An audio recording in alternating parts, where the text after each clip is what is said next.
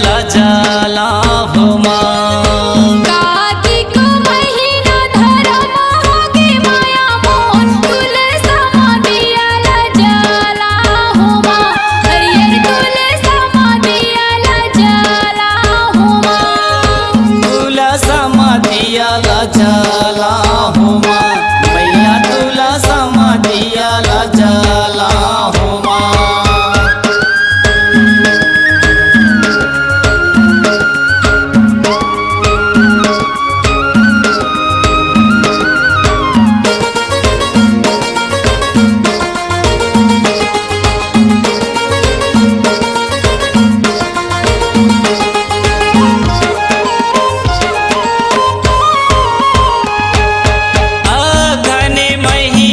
अगम होगे माया मोर पूसे महाना थे तू सार हो माँ। मैया पूस महाना थे तू सार हो माँ। मैया पूस महाना थे तू सार हो माँ। मांगे महीना घने अमुआ हमरे वो फागुन माँ उड़ा थे गुलाल हो माँ। मैया फागुन माँ उड़ा थे गुलाल हो माँ। मैया फागुन माँ उड़ा थे गुलाल हो माँ। कार्तिक महीना धर्म होगे माया मोर तुलसा दियाला जला हो माँ। तुलसा दियाला जला हो माँ।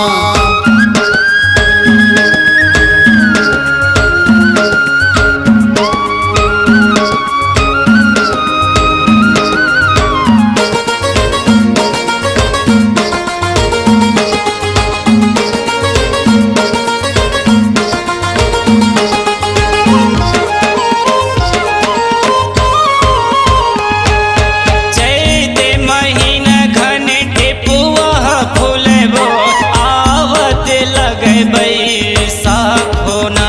मैया आवत लगई बैसाख हो माँ।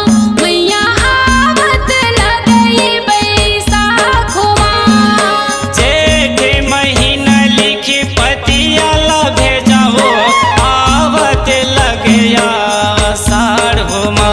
मैया आवत लगे गया साढ़ हो माँ। मैया आवत लगे गया साढ़ हो माँ।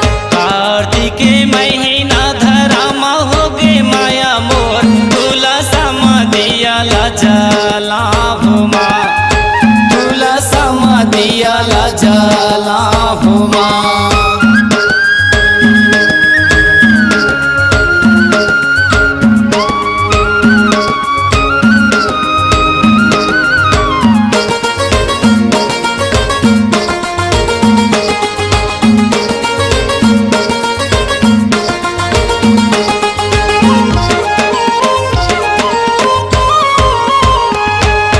सावन महीना रिमझिम बरसे हो आदो गहिरा गंभीर हो माँ। मैया भादो माँ गहिरा गंभीर हो माँ।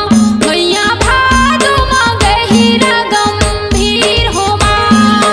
पारे महीना नवमी वो दसरे धेनु पंडा ध्वजा लहरा हो माँ।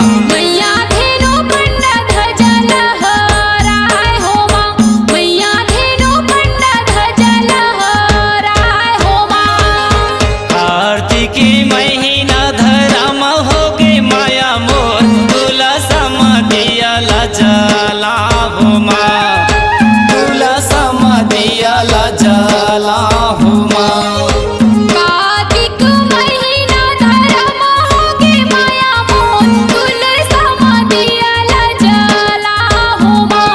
मैया तुलसा दियाला जला हो माँ। तुलसा दियाला जला हो माँ। तुलसा दियाला जला हो माँ। तुलसा दियाला जला हो माँ। तुलसा दियाला जला हो माँ। तुलसा दियाला जला हो माँ।